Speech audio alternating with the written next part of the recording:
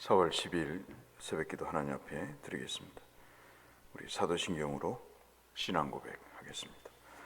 나는 전능하신 아버지 하나님, 천지의 창조주를 믿습니다. 나는 그의 유일하신 아들 우리 주 예수 그리스도를 믿습니다. 그는 성령으로 잉태되어 동정녀 마리아에게서 나시고 본디오 빌라도에게 고난을 받아 십자가에 못 박혀 죽으시고 장사된 지 사흘 만에 죽은 자 가운데서 다시 살아나셨으며 하늘에 오르시어 전능하신 아버지 하나님 우편에 앉아 계시다가 거기로부터 살아있는 자와 죽은 자를 심판하러 오십니다. 나는 성령을 믿으며 거룩한 공교회와 성도의 교제와 죄를 용서받는 것과 몸의 부활과 영생을 믿습니다. 아멘. 455장 찬송하겠습니다. 찬송가 455장.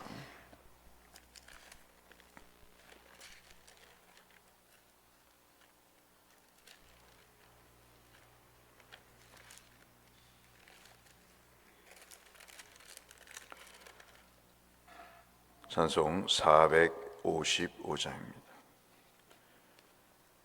주님의 마음을 본받는 자, 그 맘에 평강이 찾아오문.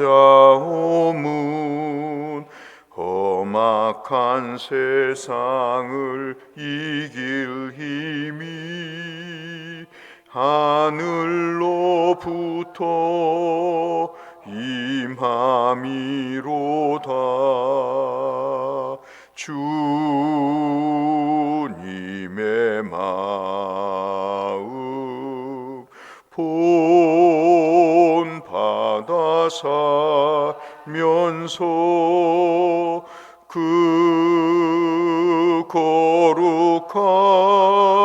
거룩하심 나도 이루리. 주 모습 내 눈에 안 보이며 그 음성 내 귀에 안 들려도 내 영혼 날마다 주를 만나 신령한 말씀 늘 배우도다.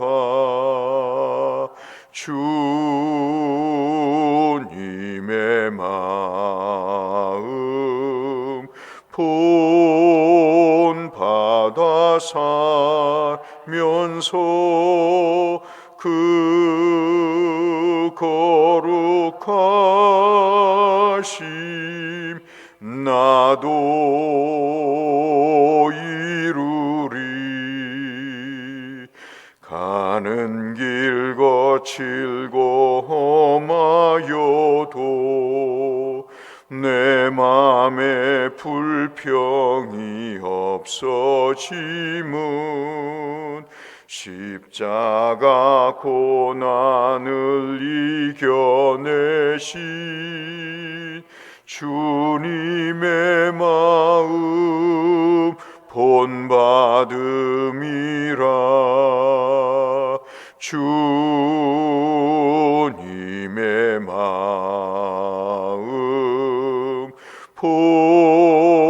본받아 살면서 그 거룩하심 나도 이루리.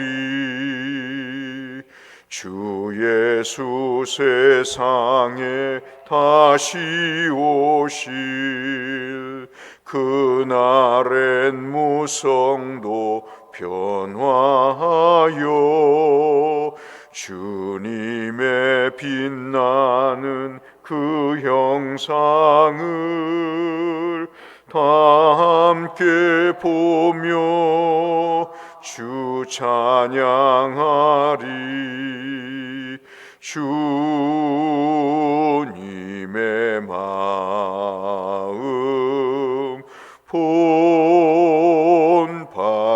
살면서 그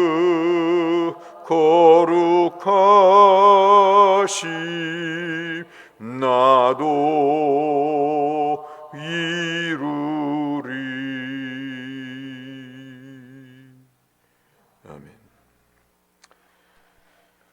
오늘은 성경 읽기표에 따라서 열왕기하 8장 1절에서 15절의 말씀을 보겠습니다. 열왕기하 8장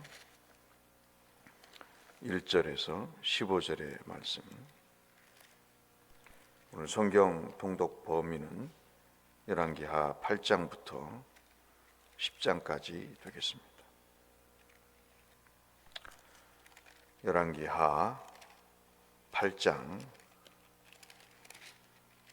구약성경 573쪽에 있는 말씀을 1절부터 15절까지 한 절씩 저와 여러분이 교독하겠습니다. 열왕기하 8장 1절부터 15절 교독합니다. 엘리사가 이전에 아들을 다시 살려준 여인에게 이르되 너는 일어나서 내 가족과 함께 거주할 만한 곳으로 가서 거주하라. 여호와께서 기근을 부르셨으니 그대로 이 땅에 7년 동안 임하리라 하니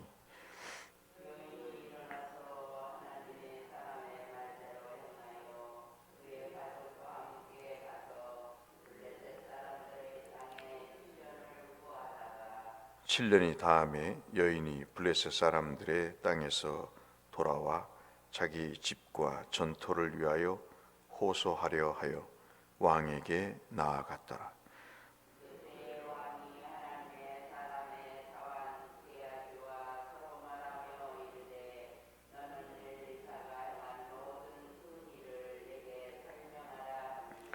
게하시가 곧 엘리사가 죽은 자를 다시 살린 일을 왕에게 이야기할 때 그 다시 살린 아이의 어머니가 자기 집과 전토를 위하여 왕에게 호소하는지라. 게하시가 이르되 내 주 왕이여 이는 그 여인이요 저는 그의 아들이니 곧 엘리사가 다시 살린 자이니이다 하니라.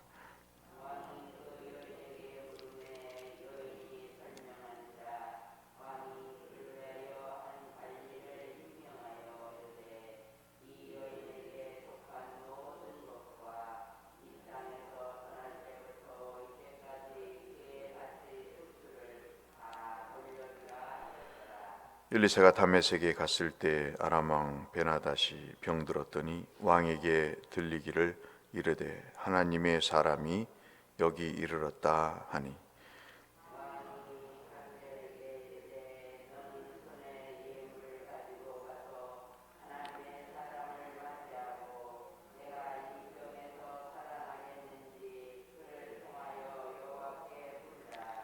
하사엘이 그를 맞이하러 갈새 다메섹의 모든 좋은 물품으로 예물을 삼아 가지고 낙타 40마리에 싣고 나아가서 그의 앞에 서서 이르되 당신의 아들 아람 왕 베나닷이 나를 당신에게 보내어 이르되 나의 이 병이 낫겠나이까 하더이다 하니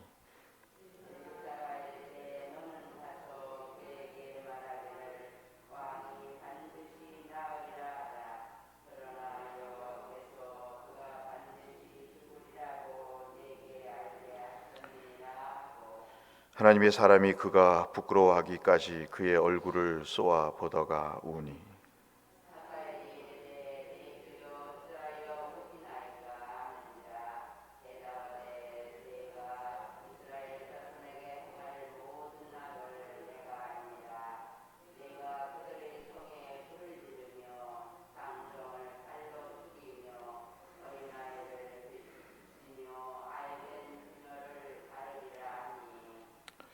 하사엘이 이르되 당신의 개 같은 종이 무엇이기에 이런 큰 일을 행하오리까 하더라. 엘리사가 대답하되 여호와께서 내가 아람 왕이 될 것을 내게 알게 하셨느니라 하더라.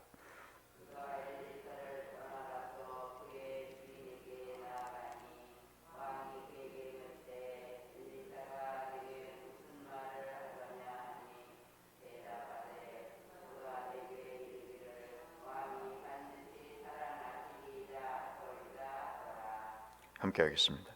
그 이튿날에 하사엘이 이불을 물에 적시어 왕의 얼굴에 덮음에 왕이 죽은지라. 그가 대신하여 왕이 되니라. 아멘.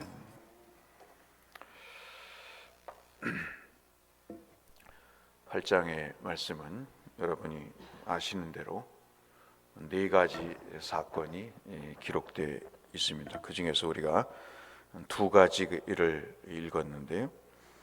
1절부터 6절까지 내용이 잘 아는 대로 수넴 여인의 이야기입니다. 그리고 7절부터 우리가 15절 지금 방금 읽은 데까지는 새롭게 왕이 된 하사엘이라고 하는 그런 이방 왕의 아람 왕의 이야기이고, 16절부터 24절까지의 내용이 유다 왕 여호람의 그 패역한 결혼의 이야기입니다. 그리고 25절부터 29절까지 마지막이 여호람이 죽고 그의 아들 아하시야가 왕이 됐다는 그런 이야기입니다. 좀 차분하게 우리가 좀 볼 필요가 있는데요. 다 아시는 내용이지만 먼저 우리가 읽었던 아까 말씀드린 1절부터 6절까지의 이 수넴 여인입니다. 많이 설교를 통해서 들어보셨죠? 사실 이 말씀은 열왕기하 4장에 기록된 말씀입니다. 매우 늙었지만 부유한 늙은 남편과 함께 살았던 사람인데, 이 하나님의 사람 엘리사를 위해서 음식을 준비하고, 그리고 극진히 음식을 대접하고 방도 마련해서 쉴 수 있도록, 그때는 이제 선지자가 순회를 했기 때문에 이렇게 방과 음식 편의를 제공하는 일을 이 수넴 마을에 있는 여인이 이렇게 했습니다. 자녀가 없자 엘리사가 예언했던 대로 하나님께서 자녀를 주게 되지요. 그리고 얼마 되지 않아 그 자녀가 죽게 되는 사건이 벌어지고, 엘리사가 그 아이를 살려내는 엘리야 때의 그 사건과 아주 유사한 일들이 벌어지는 장면이 이 수넴 여인과 관련된 내용 속에 담겨져 있습니다.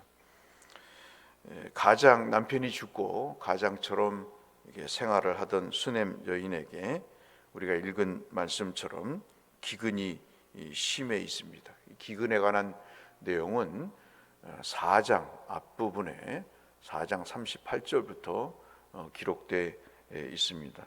얼마나 기근이 심했는지 독이 많이 든 들호박을 국을 끓여서 먹을 정도로 먹을 것이 없는 7년의 기근이라고 하는 아주 엄청난 기근 속에 있자 이 여인이 블레셋 지역으로 땅으로 이주를 하게 됩니다.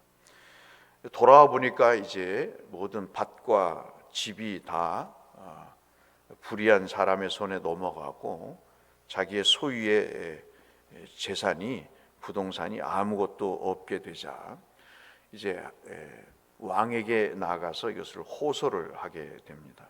이때 이제 등장하는 인물이 우리가 알고 있는 게하시라는 그런 엘리사의 종입니다.